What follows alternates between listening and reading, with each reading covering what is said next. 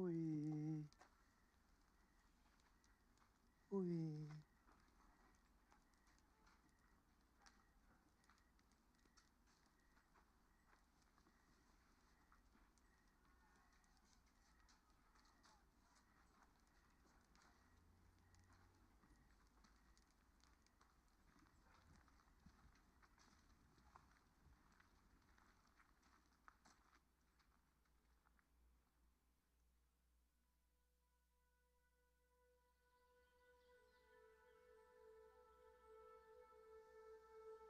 Please speak.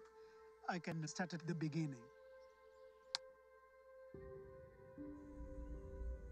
I remember that time very well.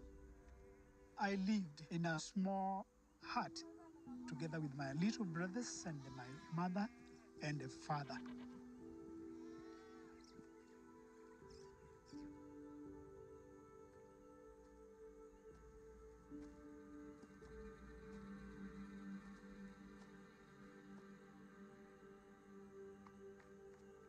My father had no job, and he used to come home every day totally drunk.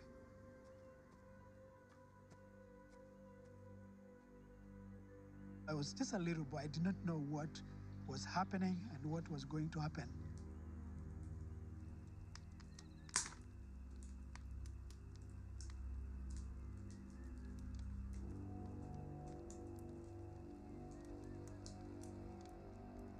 He was so cruel to my mother. She screamed for help, and nobody was coming. That was my life when I was a young boy.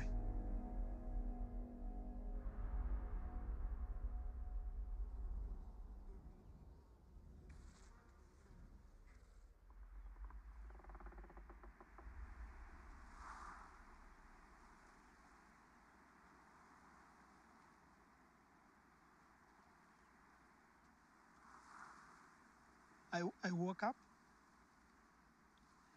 and there was nobody. Everybody had gone. I looked everywhere, but I saw nothing. And I realized that I was completely alone, abandoned, a child without parent. You can't imagine it. Me, I was that child.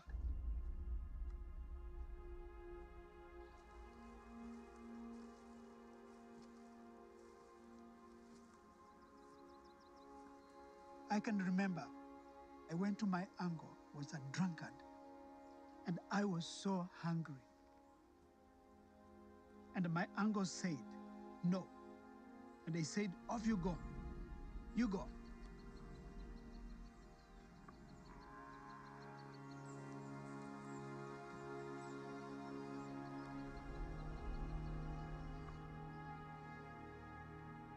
Then I started walking around the village, begging for food, pleading with people to help me.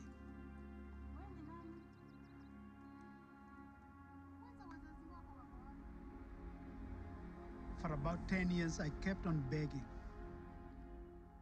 I became a beggar, even sometimes stealing things that were not mine to survive. And I became hard. I became full of hatred. I became a street boy. And then I started asking myself why I was really born, why I was living. I hated my life.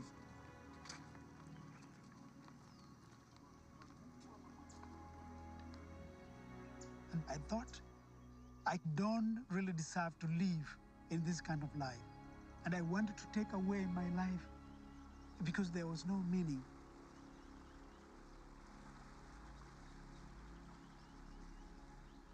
But a young man came, he saw me in a desperate situation. He invited me to prayer and the fellowship. And there was a preacher who was speaking about forgiveness of our sin. I thought, why should I trust this man? The preacher prayed. He said, work hard, and by faith, there is nothing impossible before God.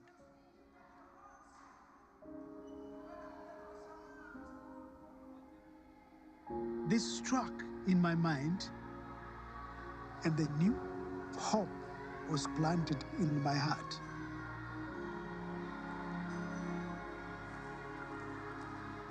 The next morning, I walked going to the city of Nairobi to get a new life. I had no money, not even a single cent in my pocket.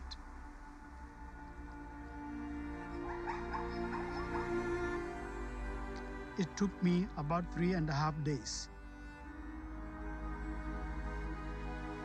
I never finished school, so I didn't know what kind of a job I would be able to work.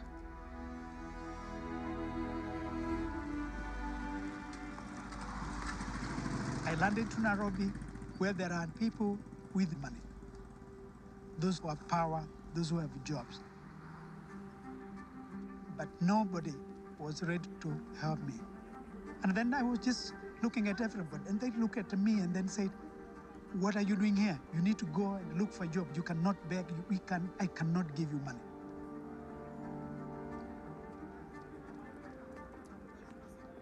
I looked in one area where there are rich people, where they have big houses, and there I was knocking everywhere. And I happened to find a gate somewhere in Nairobi. And again, here I am going to a place where I was not invited. But I'm knocking the door, and I knocked.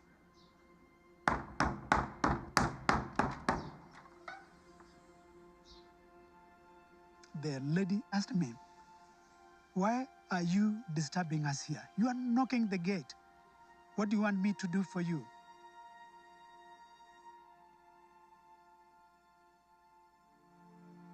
When she said, come in, I was so happy to hear that. It was really my day. The lady gave me some work to do every day, cleaning the floor of our house, washing dishes, cutting grass outside the field of 2 acres. There were no machines those days. And they also gave me some food because there was food that remained in the dishes, and that's what I had after I finished work. So life became good and better than ever before.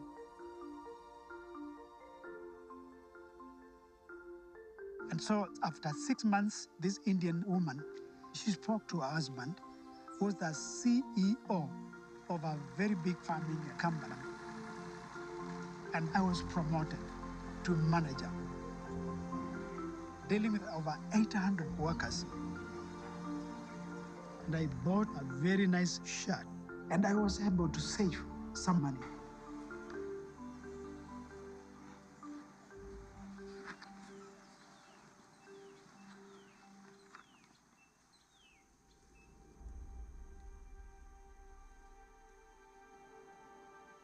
Then I saw a beautiful young lady, and then I was like, oh, well, something, touched my heart.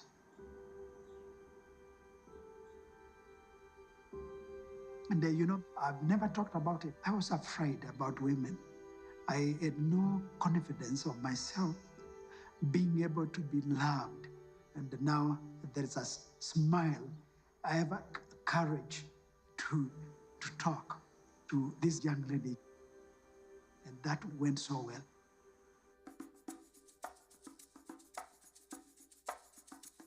And after some time, voila, you got me. I have 8 brothers and sisters. Our first one is called Miriam. Then we have Janie. She's more of the tough one, Then from Janie, we have Grace. Grace is a smart one. And from Grace, we have John Doe. Dondo is more of mama's baby. From Dondo, we have Kaleli. Kaleli is, he's the big brother. Then we have Mweni. Mweni is the one who listens to everybody. She has a listening ear. Then we have my younger brother, Dixon. More of the politician, I would say. Then we have me, the geek. Actually, we are a full football team, I think.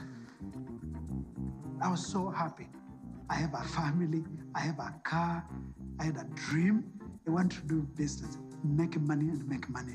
And I came to understand there is a great need of matatu, which is taxis.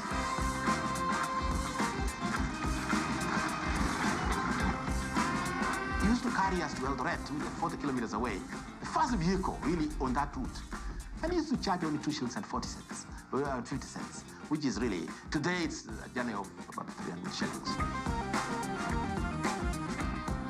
And he was very popular, you know, and people used to wait for his Matatu Puget 404 pickup. And many people liked him. They liked his vehicle. He had music also in his vehicle. He had some cassettes, CDs. He used to play music for me. And also he used to sing for me.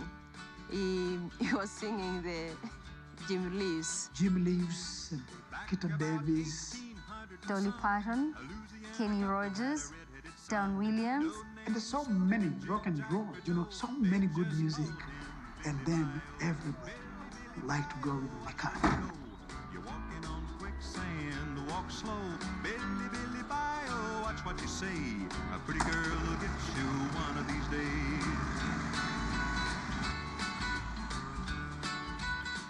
And then everybody, they knew me.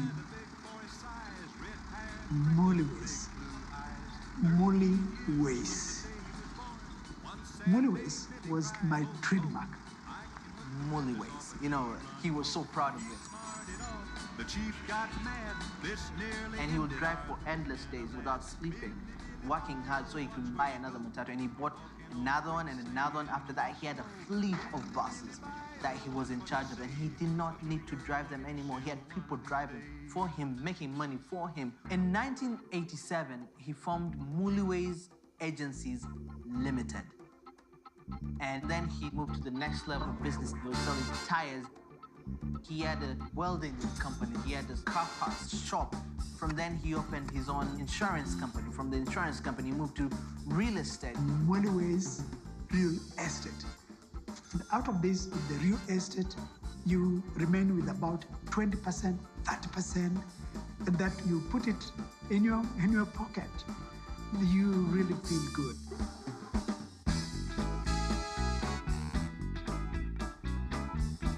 So with the money I could buy anything, I bought my own Mercedes-Benz from Germany. At that time, that is in the mid-80s, he was a millionaire. And he was among the very few to build a permanent house, a fast stone house in Eldoret. I felt great. We had a big living room. I had my own bedroom, and it was awesome. I will be the coolest kid in the hood because we have a TV, right? We have a carpet in the house so we can play and it's not cold on the floor. And just simple things like that. Having servants in the house, having, drivers and so many cars. And Dad will change his car every other, like in a year, he would have like 3-4 cars. He will sell them, buy others. Always used to go for holidays to Mombasa, to Lake Bogoria, to Baringo. And sometimes we'll also go to Two Rivers Dam or the falls for picnics. For me, it was not the actual act of playing games, but the fact that we had time together. We had time just to laugh. To laugh at nothing, but the fact that life is good.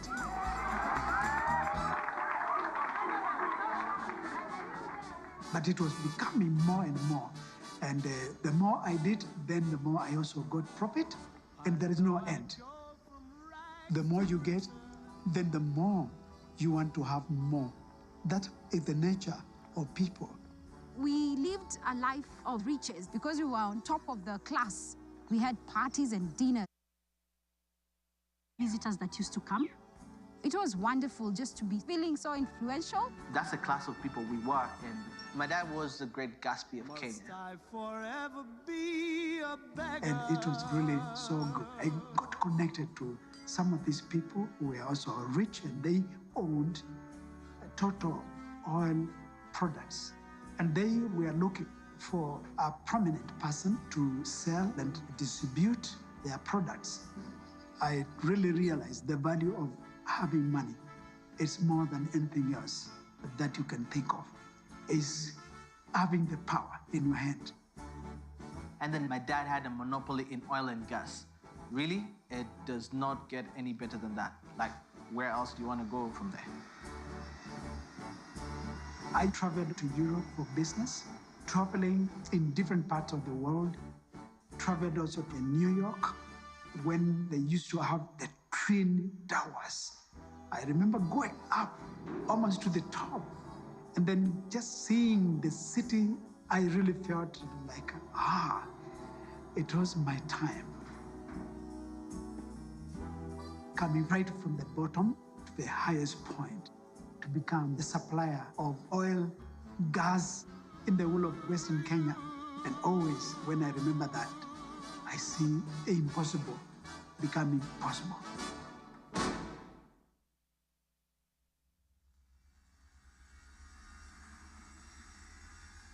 So things were really coming up so well. I had so many workers by then. Business was good. But one day, I got the shock of my life. My dad wrote me a letter. And this letter, when I read it, said, "My son, it's a long time since I last saw you. And therefore, I would like you to come as my firstborn son. Come home.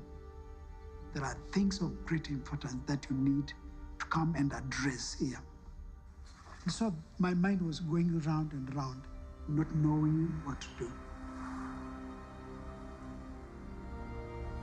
I can remember very well when we were very young, our brother, elder brother, Charles, we left him.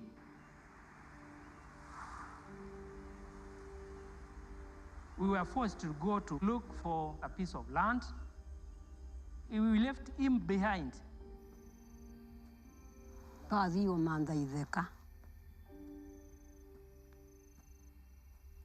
Kotwasi o kana.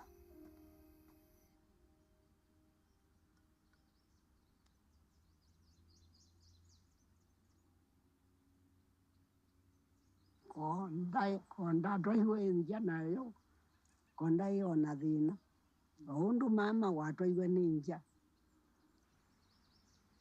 Kangundo indi tautia te kamande ideka. Yu itwe makoweni. Undu na udire na amuiba runda.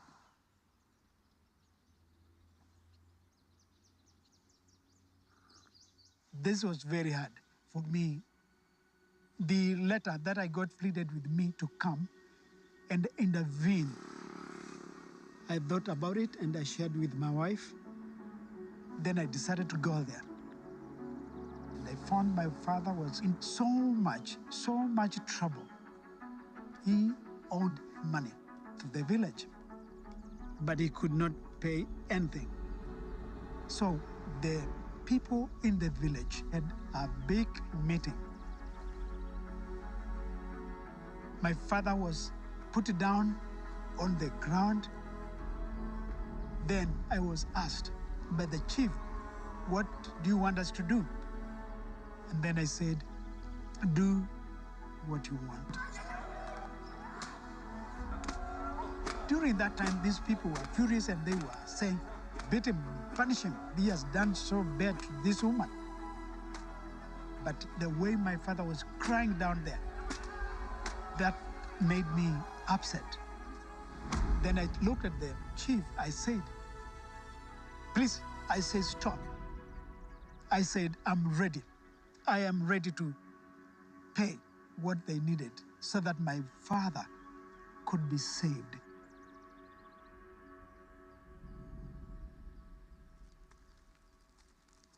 Nananga wanuki. Nananga wanuki. Takeba tiuki. Yune bane mochili. Kwa na Kibila kiki kibwana mutausiu. Mutua. Nikiakwa. Tona kwasia nikiakwa. Lakini na kibenwa. Choka jane wa mwana uyu. Wita wa mutua. No isi ni ambao wapikabu.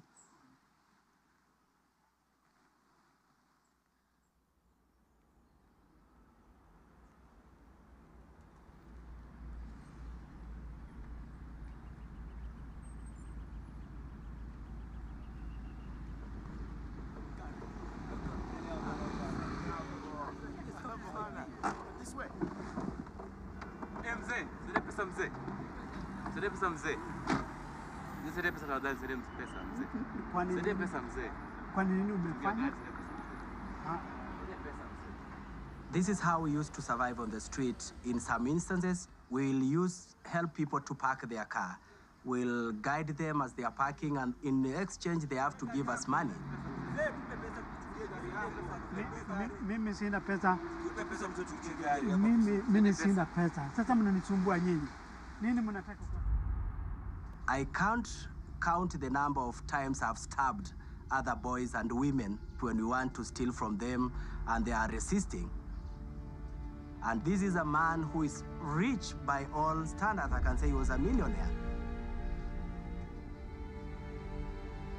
And because I lived a life full of hatred and anger from my home in the slum, every time I used to hurt somebody, for me, it was like a revenge, and I used to feel good because people used to hurt me, and I had to do so to these people.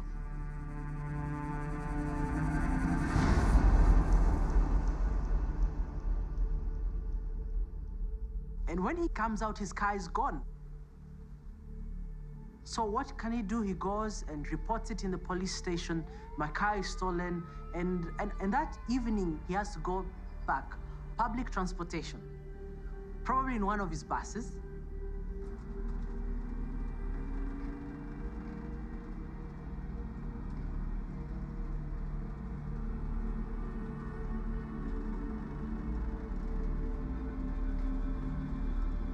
Going by bus, all the thought was about the boys.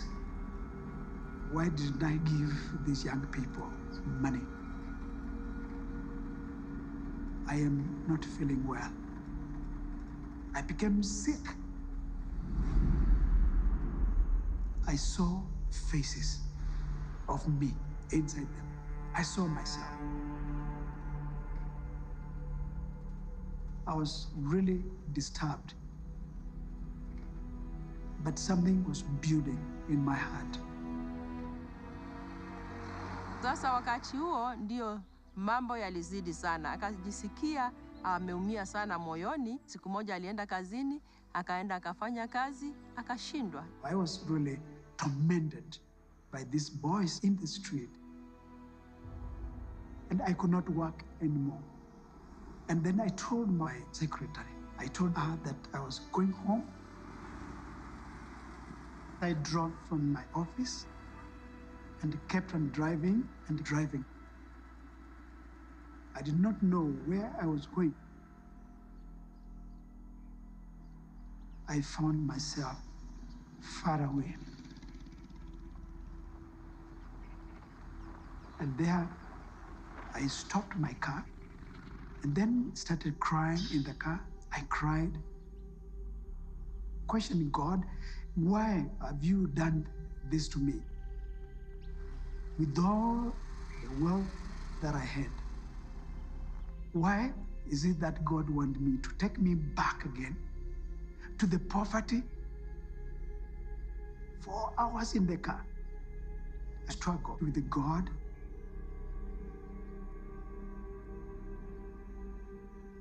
And then after 4 hours, He took me down. I said, yes, God, use me. And the moment I said, yes, God, I got the greatest joy in my heart.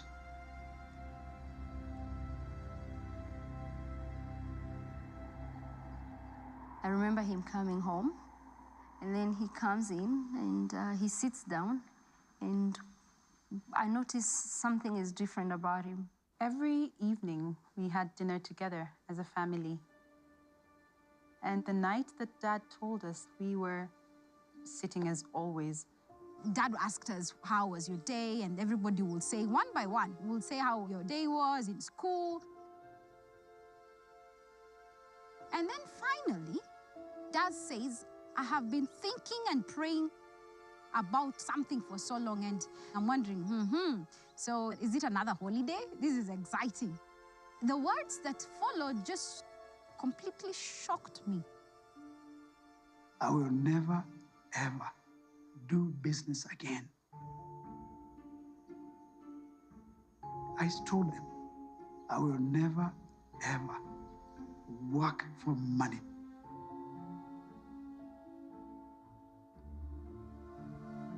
My face turned onto Mom, and Mom looked perplexed. She looked like they had talked about it, but they had not really talked about it. He went on to elaborate that God had actually shown him that he needed to sell everything and start helping the poor in the society, the children who are abandoned, the street children. And I was there like, I could not fathom. No more income coming in. It was too much for me. You know how you feel as though the world has sort of collapsed beneath your feet? That is how it felt at that time. After that, dinner was finished quite quickly. Lakini nilifunjika moyo. Nikafunjika moyo, nikainamia chini, na si kuongea. Kulala kesho yake, nilimuuliza, haya yote umefanya katika maisha, kwa sababu hii inachukua maisha yako yote. Unaona ni mambo ambao ni jambo ambao linafaa katika maisha yako na maisha ya familia yako? Na akaniambia ndio, niliamua kwa sababu sio mimi najua Mungu ndiye aliniita na Mungu ndiye anataka nimfanyie hiyo kazi. On a plain language, that's called total madness. That's what it is.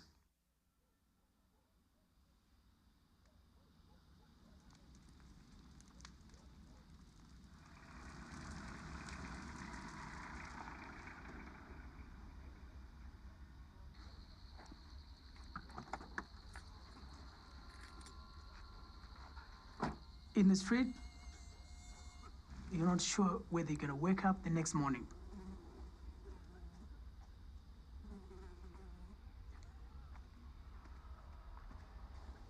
To come to the street in the middle of the night, it was really, really dangerous for him and for his life.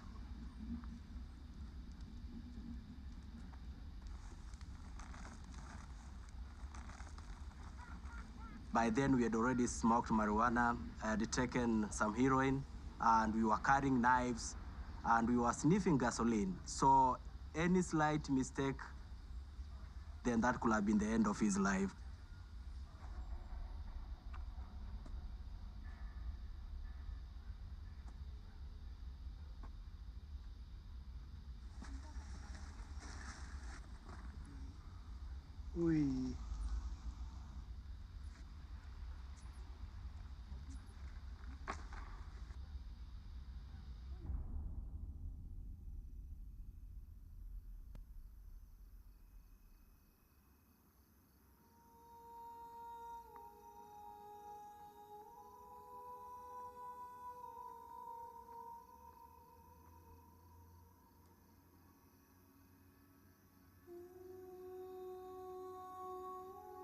What my mom went through, I don't think any mom should go through that.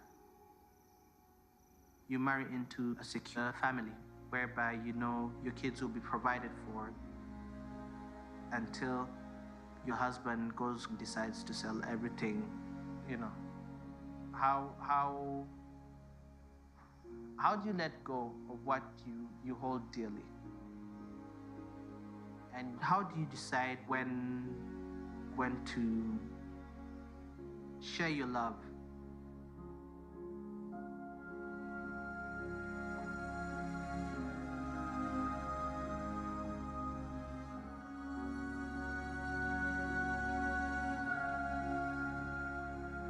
That must have been hard for her to do that.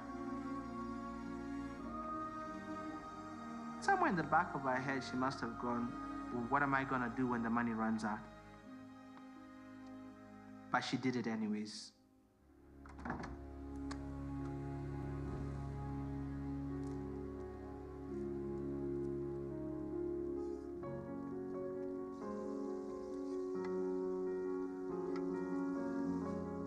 Mom had to cook for the children, and she was the nurse and taking care of everything that you can think of, everything.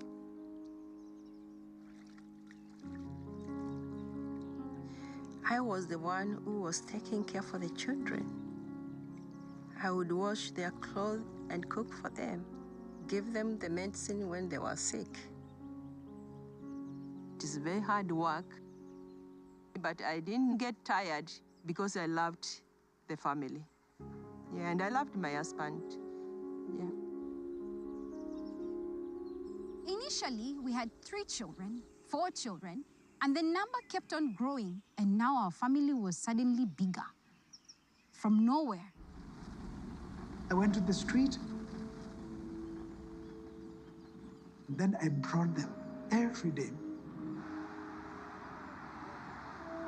There was no one day that we said, it is enough. I never said there was no space for a child who was suffering.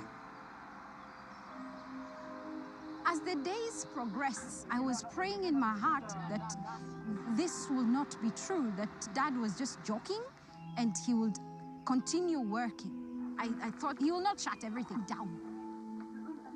People give donations. Why can't you do that? Why can't you just sponsor a kid? That would be awesome. You can work, sponsor a kid, perfect. We still live our life.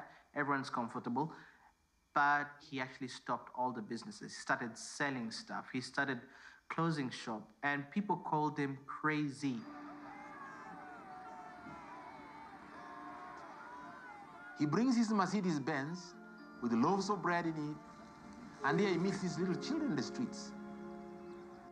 That was a real scene to see. People really started talking around town and saying there must be something wrong. Because we stand with him in the streets, less than 5 minutes, he's mobbed by those kids. And there are no businesses you could be doing them unless you're selling drugs. So people are very skeptical about him. Even others as close as me could not understand. Do you close a business in order to serve street kids? Can't you do that too? That seems a little bit strange.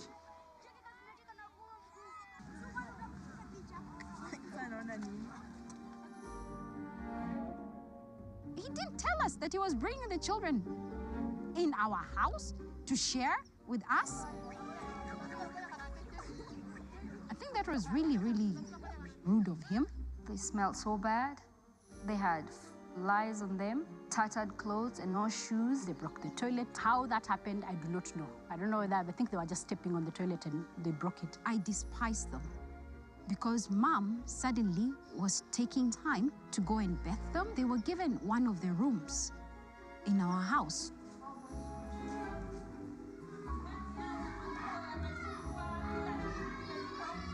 There was no time for much after that in terms of the family, the nuclear family. There was no privacy anymore. I couldn't understand why, and I kept blaming those children again. And theirs was just to laugh and just have fun in our house.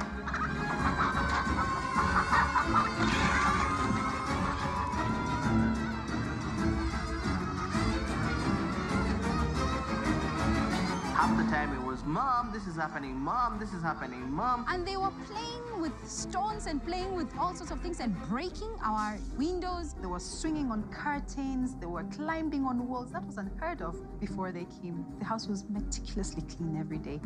It was really rough.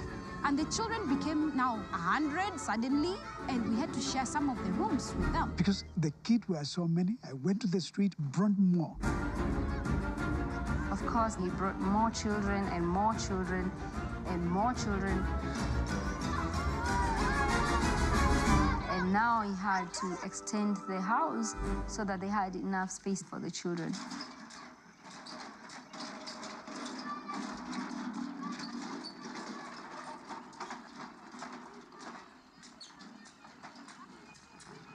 The children in the evening after classes, they usually have double row of making concrete on the stones. We'll have to teach them how to do some work, manual work, to be able to understand the real importance of working. The compound was small. The garden had to be thrown out. Our playground had to be removed. Our swings had to be removed. The lawn had to be removed. And my dad put these wooden structures that are pretty much ugly to me. And everything had to be cemented just so that he will set up a school for the kids.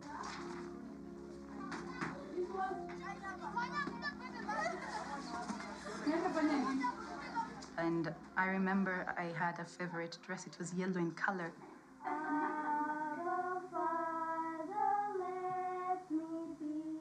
And I needed to give out my favorite dress, along with other things, clothes and shoes and toys. And it wasn't really working well, you know. It was like us against the kids.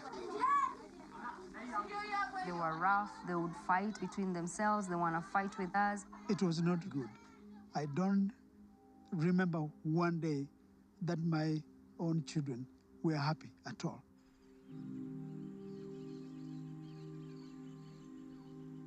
And it got to a point that we could not settle in very well with the kids, and we had to go to boarding school. They had no choice. I took 5 of them, my own biological children, to boarding school so that we could have enough time to care and to love these children. We had to do that, to sacrifice. Grade 1, grade 2, grade 3, I was in boarding school. I remember the whole time my dad came once for a board meeting. And my parents came to visit me with my siblings. And she had on my yellow dress.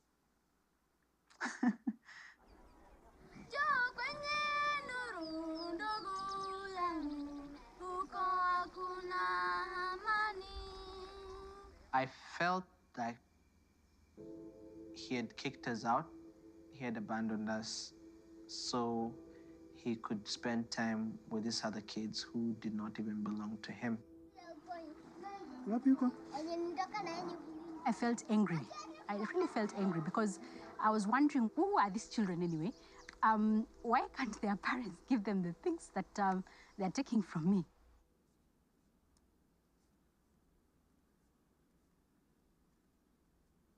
My mother was a prostitute, and at that time I was 7 years.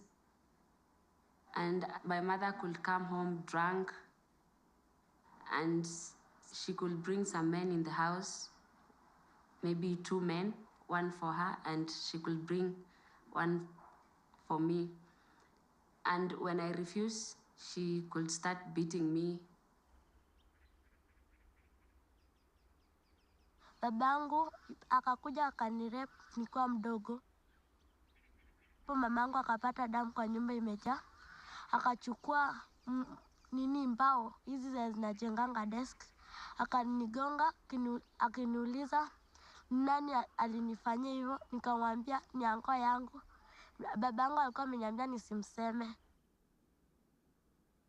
They told me that your mother was a prostitute, so she died because of AIDS. And they told me that's why we think that you have the same disease.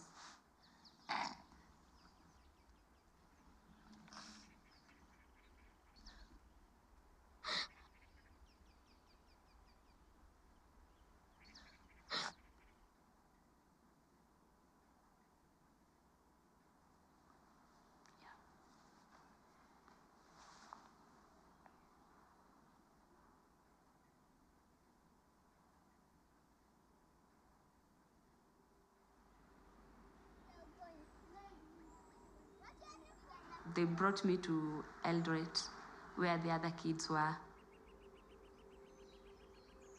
They welcomed me. They did not care if I was doing prostitution. They decided to take me in.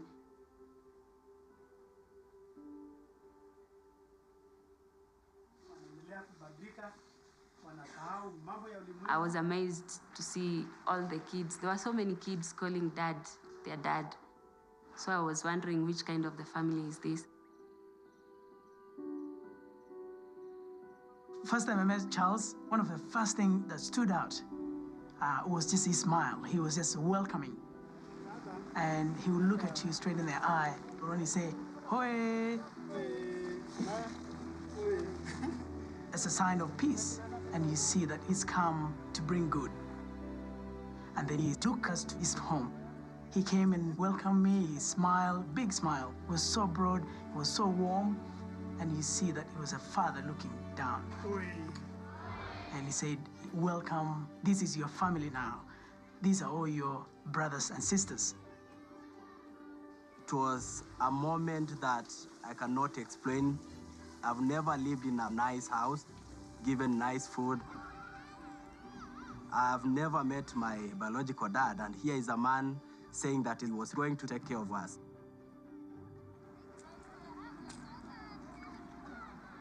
So around that time, Charles started bringing the street kids and the prostitutes into the church. The elders didn't like it. The street children were considered as bad people. You can't bring them to a holy place. I was a young boy in the Sunday school classes. I still remember to this day how sad that looked.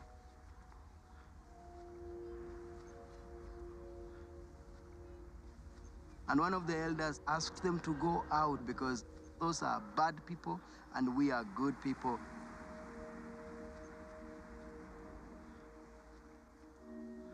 One night, the church elders had a long meeting, and a plot was hatched. They decided to chase him away. I was given all kinds of names, but I made the covenant, and I knew whom I was serving. I said, I would even rather die than to stop. So they literally kicked him out. He didn't have a choice. It was unimaginable that they would say you choose the children or choose to be in the church. Mom's friends were telling her that she needs to leave dad. She needs to divorce dad because how is this possible? They told her that dad must be crazy, that she should take him to hospital for a checkup. Nilikonda sana wakati ule kwa sababu ya mafikira. Nilikuwa nafikiria mbona watu hawa walikuwa marafiki zetu, hawatupendi. And they would ask her, how can she take this? Why can she leave this crazy man? And my mom, I'm sure as a woman, probably she thought about it. Okay. You to take. You like it? To drink. You love? But Mom stood by him and she supported him unconditionally. And not because she had to, but because she chose to. I think losing those friends brought us closer as a family because then we needed to rely on each other. We were each other's friends. We were all we had. When the roll is called up yonder, and all saints go marching in, when the blood-washed get eternal crown, friend, I want you to be there. And life moved on, and the children became more, and the finances became minimal. It was going down in the bank, down and down every year, every year. Me and my younger brother had to come and study with the rest of the kids, and it didn't make much sense. My wife came one evening and said, "My dear, our stores are running out of food." And then I said, "Why are you asking me about where we are going to get food?" Don't you remember that I said, you ask God, pray.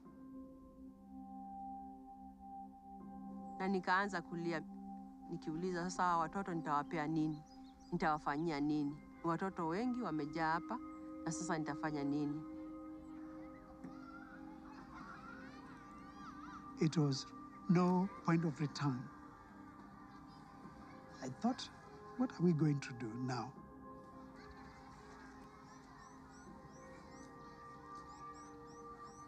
And from nowhere, we heard the bell in the gate ringing, and someone went to check, and there was a lady we did not know. And she came with a truck full of food.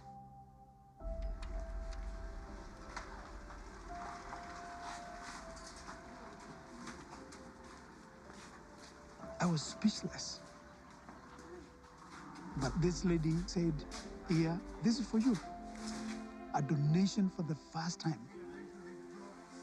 Akatuletea chakula, akatuletea pesa, alikuwa na shilingi 5,000 kwa bahasha. Na hiyo chakula ikatubeba kwa muda mrefu sana.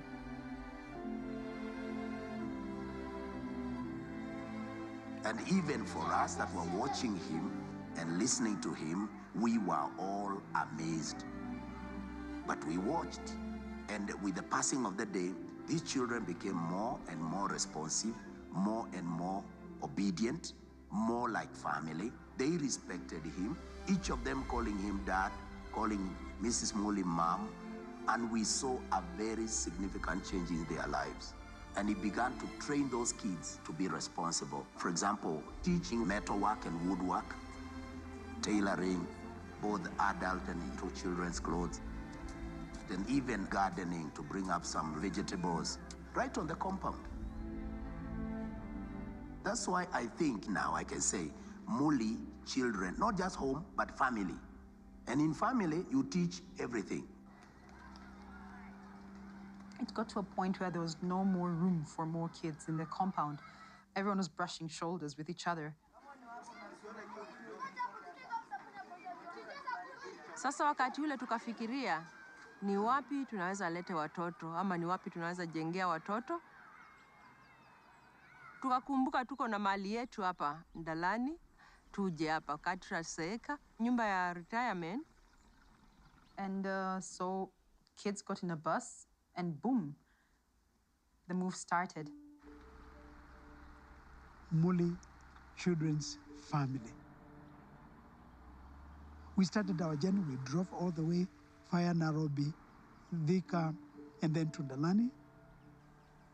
And this is moving from a very big house on Eldoret to a place that is made of earth and soil and iron sheet roofing, and there's nothing. There was no water, there was no electricity. We used to use kerosene lamps back then. Yes. But makeshift buildings were put in place, the children came in, and we started living there. At that time, in 1995, the place was very hot. It was 105, 110 at times in a year, and it was very difficult to work the land. But it will say that this place will be full of fruits, it will be full of vegetables, and I would ask, what? It's so dry. He would tell us about these things, and sometimes we don't understand it, and sometimes we think he's crazy, because he was dreaming about us having a dormitory well built with stones, and at that time we were staying in a tin shed. And I felt really a lot of pressure. You have all these children, they want to eat. Others are crying, and others, they need to be taken to hospital. In some of the cases, HIV. And they started complaining. They said, no, Dad, we don't want to stay here. There are no people here.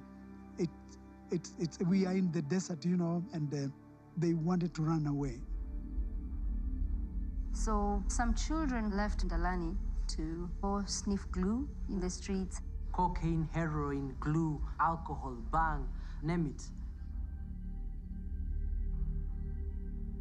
You know, the kid, forever in the world. And when we see the children going back to the street, we are not happy because we know we lose them, and they are going back and maybe they are going to die there because in the street there's no love. There's no people who love them.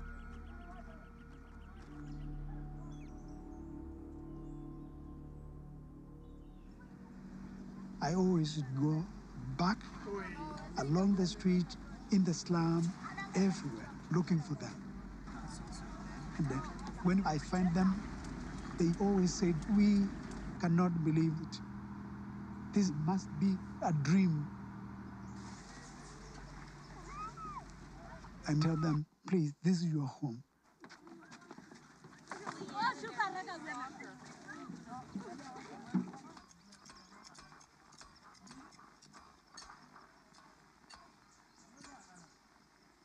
We built that place by hand, step by step, brick by brick. We built every building, every foundation that was laid there. I learned about construction with the rest of the children. I learned how to put brick on mortar, how to make the ratios of cement, sand, and ballast, and all that. And right now, I have so many skills that I learned as I grew up that even now I can use them in my day-to-day life.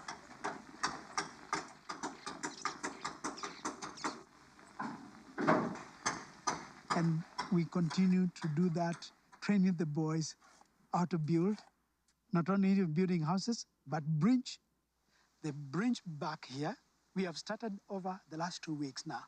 And in order to beat the time, we do not know exactly when the rain will come. We do not know. But even though it's quite unfortunate that the whole area is affected by the severe drought, we are taking this advantage of building such a bridge so that even when it rains, then it's just like Noah Ark. You build and people ask you, "Why are you building this one?" But the reality is that one day the rain will come.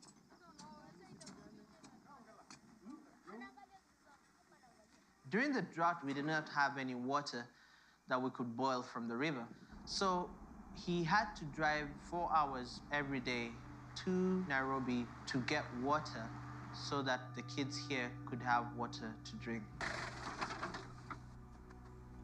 It was a really hard time for this country as a whole. Hello. They took water 4 days ago. That's when they had water last.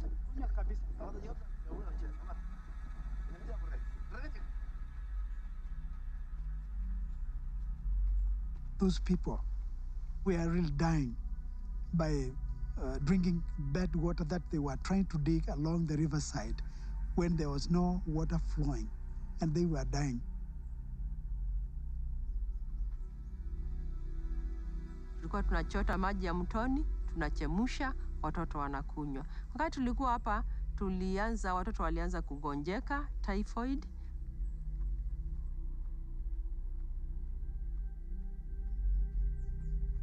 I remember a young boy, his name was Oscar Kiberenge. He got sick. It was because of the water. Tulienda kuangalia mtoto mmoja, na wakati tulifika tu, akasema, "Daddy, Daddy." Tukaomba Mungu muokoa maisha yake.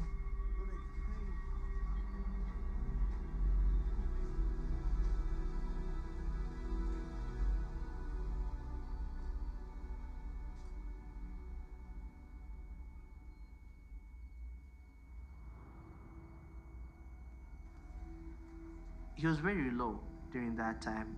He was trying to figure out, "God, you cannot give me these kids here for them to die in my hands."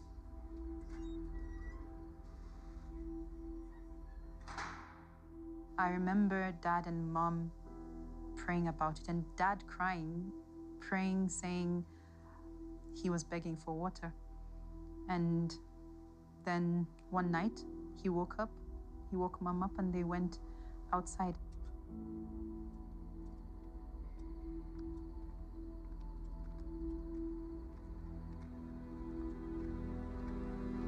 And they walked from the house where they were staying.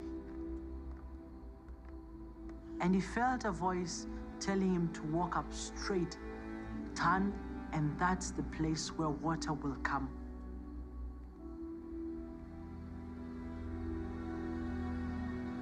prayed, and they felt that this is the place where they needed to dig.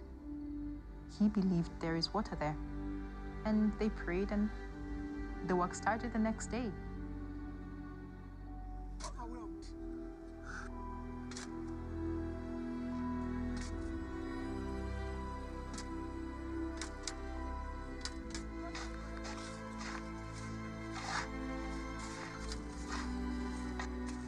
It was hard to believe him, very hard.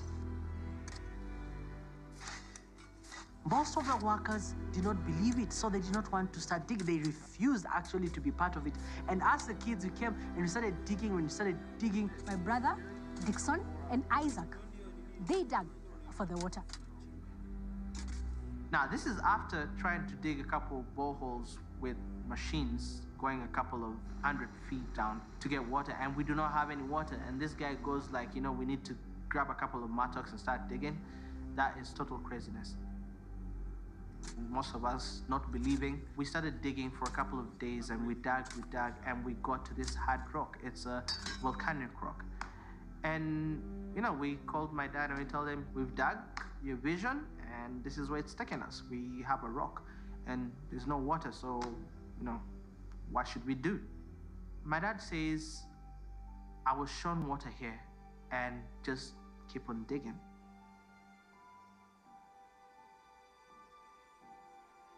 So during that time, it was the time for my younger brother's class to go and dig. So he got in there and he was digging. And he takes this mattock and just hits on the rock.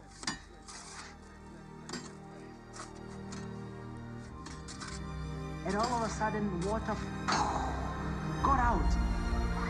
I remember my brother yelling like, hey, Dad, Mom, you know, we got water. And my dad's like, what? And there was water that just came out pouring from the ground. And there was a lot of commotion and everything because it was unheard of.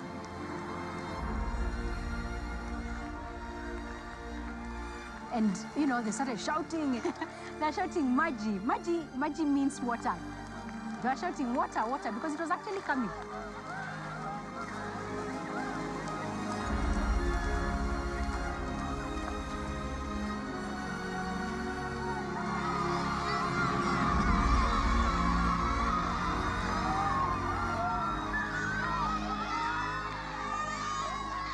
When I finally got to understand that why he was doing it, I regained trust in my dad. And from then, I started supporting him. And after that, we had water in Delani, in an area where it is not known to have any well. There are no wells in this area. It's unheard of. But we do have water. And the children stopped getting as sick as they were getting sick. So that was a miracle.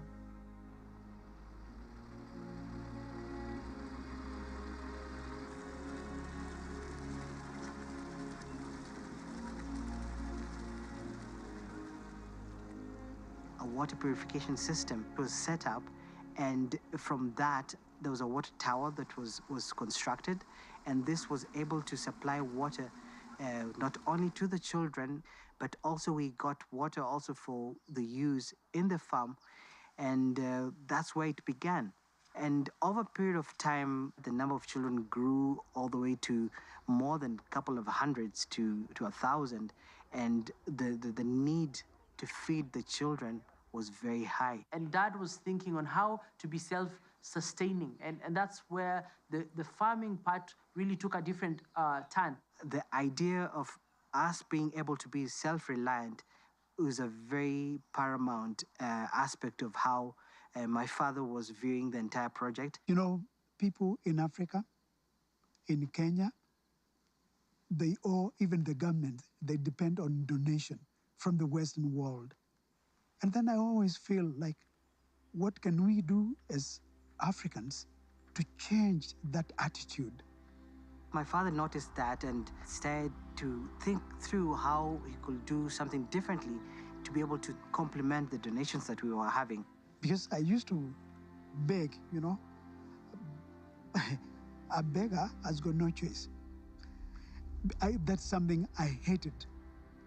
And for that reason, I said I will never beg. And then I kept on thinking, how can we build a project that would be self-sustaining? As we began, we said with the 1 hectare outdoor with oxen, now to 500 acres using a tractor.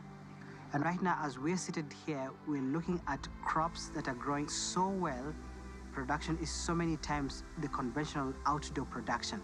We're able to sell excess that we produce from here in the European market so that we can have some income to sustain Muli children's family. Then in 2003, we got to design a hydroponic system, which is a greenhouse covering about 600,000 square feet. So the water will collect as rainwater on top of the greenhouses, and it's conveyed through a piping system into reservoirs. That water will be used to carry out fish farming. This is a new venture.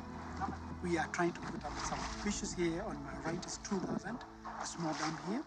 This is something that we want to do, train people how to fish, and train people how to eat and getting the fishes. So that's what I mean. Yeah, so you see, little fingers has really grown to big fish like this. After harvesting water from top of our greenhouses, which is almost 1 billion liters, then we use that water to irrigate the trees. And we are gathered here with one purpose, to plant trees in order to change our climate. We can do something with our own hands, and we don't have to wait for the government to tell us what to do, because this is our Kenya, this is our future. To plant trees so that we can attract water to these places. You can see it's very dry. We hope to come here over and over again until we turn this Yata zone into a forest.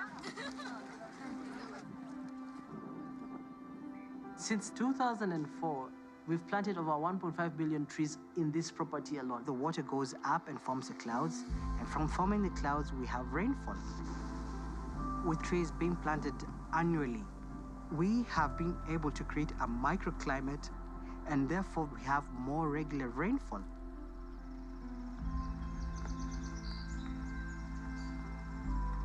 This is real. When I bought this piece of land, there was nothing. There was no trees, there was nothing, no water. And through planting trees and through water conservation, I've seen that really working. One big dream that I have is to transfer the knowledge to the young generation so that we change Africa, we change our country, Kenya.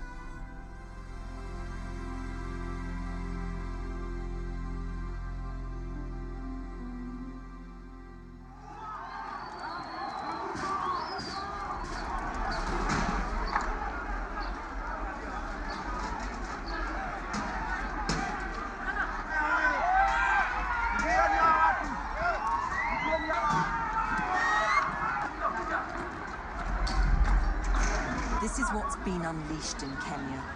Ethnic warfare at its most basic and most brutal. A man being murdered because he belongs to a different tribe.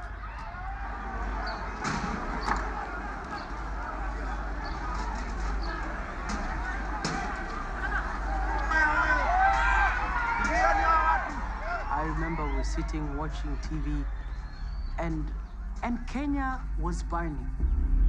And we were sitting there, and I remember my dad called us, and he said, "We can't let this happen. We have to do something."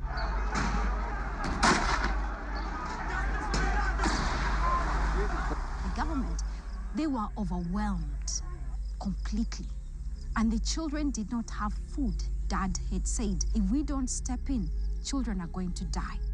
By then, there were internally displaced persons camps that had been set up by the government, the biggest being in Eldoret. So when Dad said that, it was automatic for us that, okay, work, let's go and work.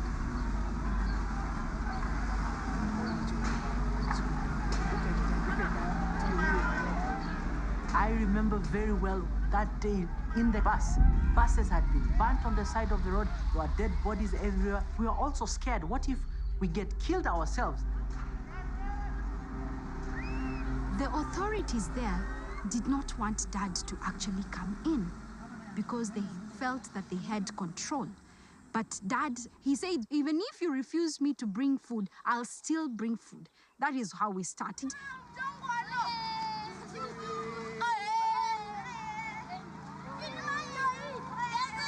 And the children would come out of their tents and follow the bus because they knew MCF brought them food.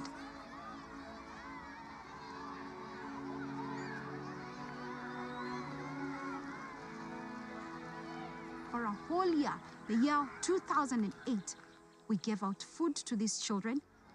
Over 2,400 children every single day.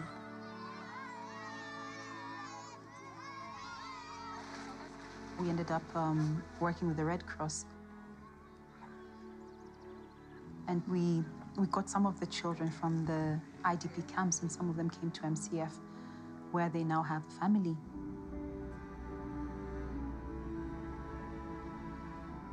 We are one family. We are one Kenya, regardless of their tribe that they come from. We take them. In Africa, we can only move forward only when we trust each other. Girls and boys, shall we clap for your own brothers, your own sisters? Shall we clap for them and welcome them?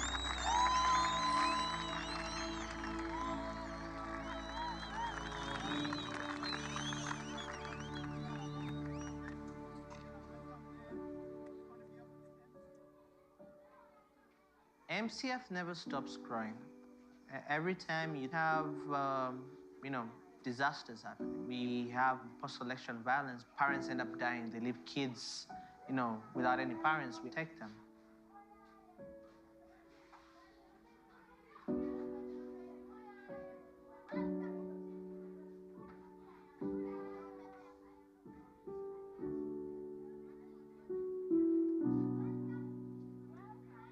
And I think that's part of what the world is today.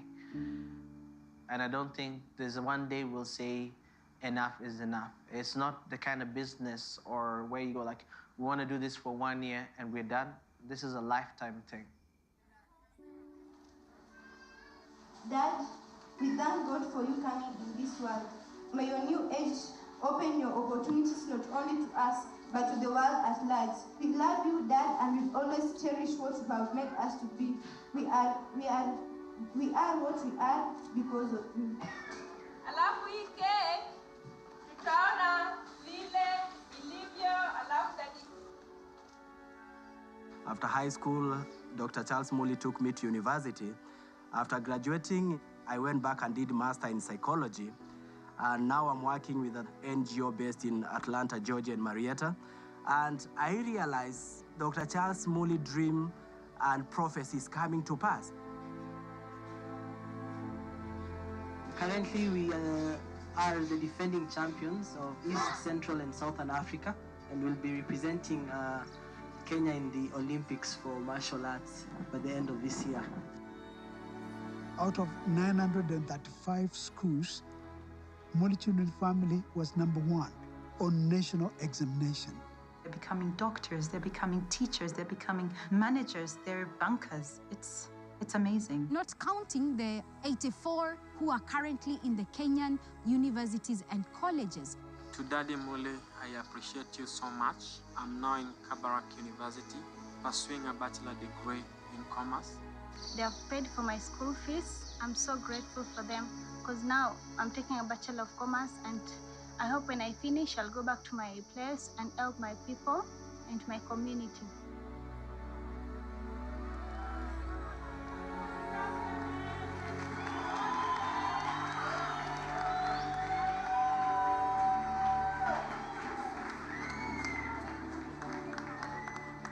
One day, the Lord may take me home, in eternal home, then they could be able to manage this place.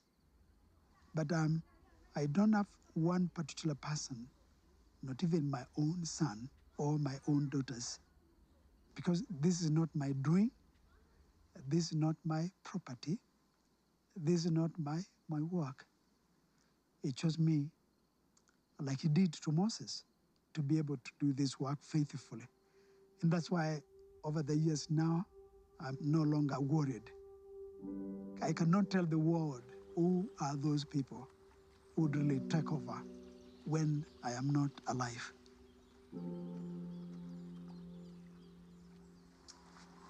"25 years from now, I know MCF will be a place where the people, they will come from all over the world to see what is going on.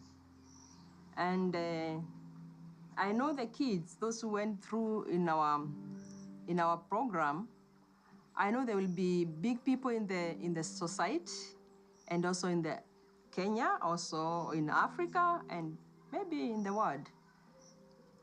I know there's no limit in MCF.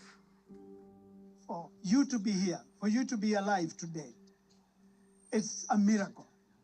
For you to be the way you are, it is God's miracle. Let me tell you, I work 25 years, and I work because I know everything is possible. I'm telling you, let's remain focused in our studies and in everything that we do. Let us remain focused. Let us work hard so that we change the world.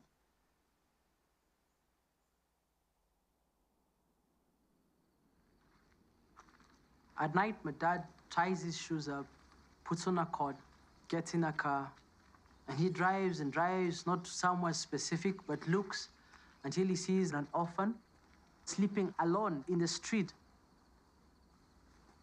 And the first thing he says, "Oi, oi, oi."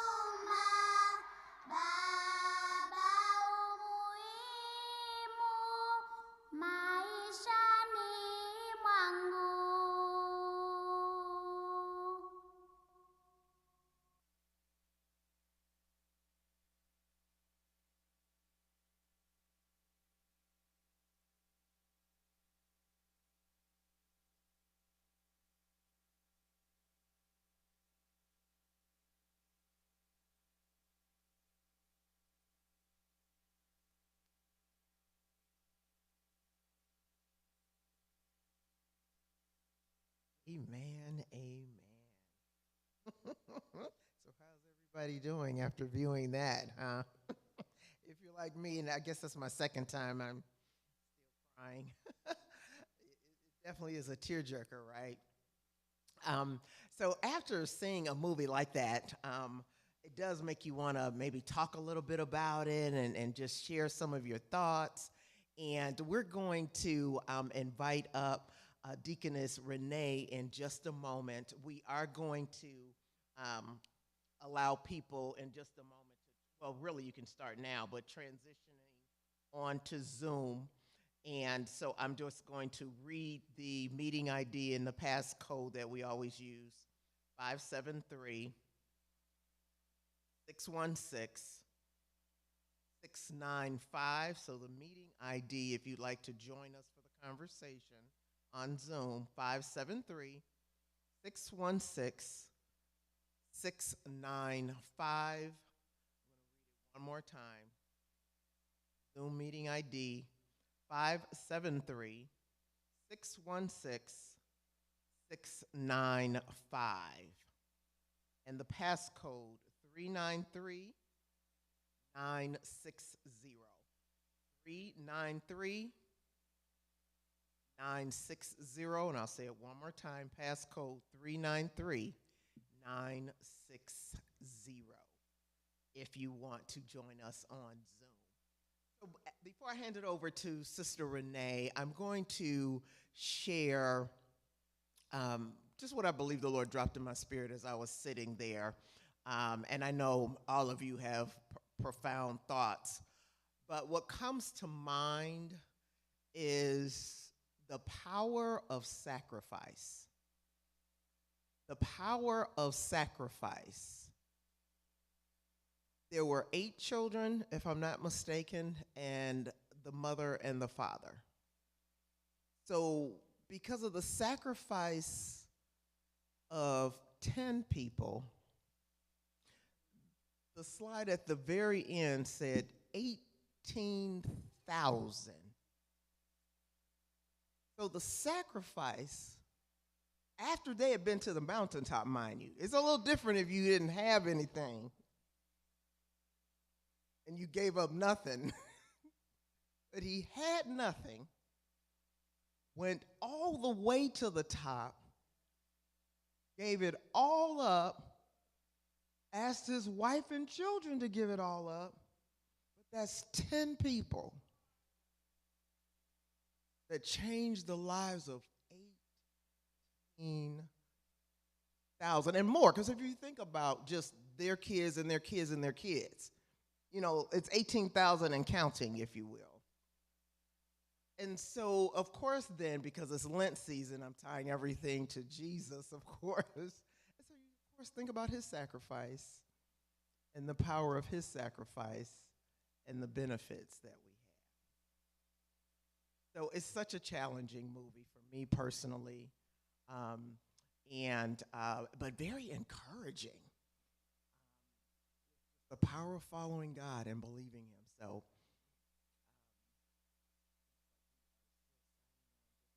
bit.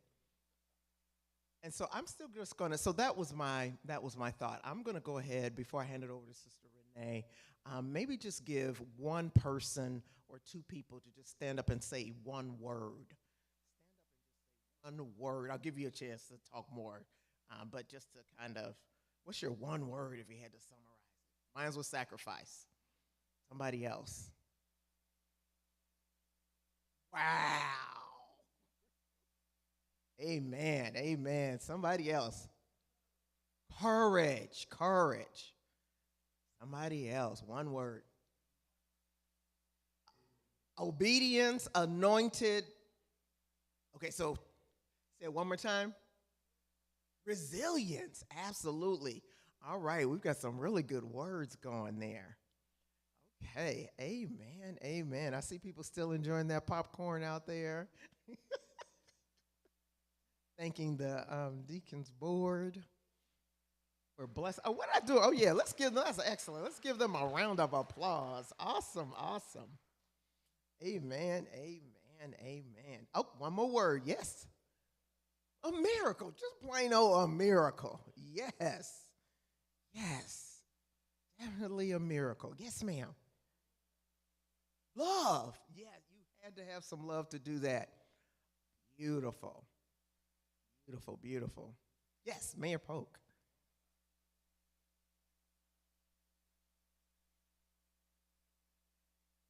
Mayor Polk's going to always give us a little bit of challenge. He's like, you didn't really care too much for the music. All right, so you all know that Mayor Polk, I guess, only likes gospel. Don't give him any African drums or anything like that. That is not his cup of tea. Do not give him an African CD for a birthday. He will not appreciate it.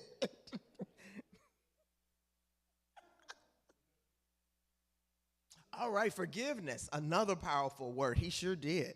It took him a minute, though. He let him... He let his dad take a few licks before he was like, all right, hold up. Somebody else said resilience again, right? With another word, resilience, yes. Awesome, awesome. So I think we're still signing on here. To pull up Zoom so that our audience there can participate. But if, I need to look at the clock. Okay, we're still pretty good on time, but yes. Vision, yes.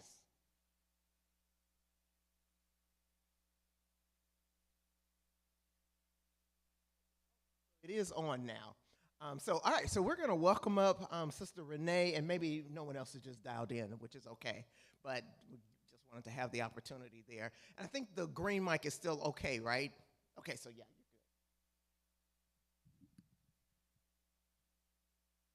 Good evening and welcome. And Pastor Kay already did first thing one to some initial reaction. So we kind of got that with one word. I am going to share something. I'm going to ask you first. Questions. But what were your thoughts? This rich man wanted to do something for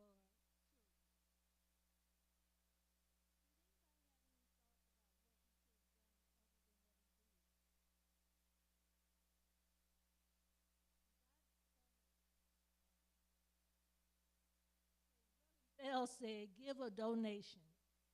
And in the beginning, when I first watched, it was like, you have money, they need help them. And I kind of wonder, why did it have to be so extreme? God had enough grace to show me something. Anybody else wonder that and see anything else? Why do you think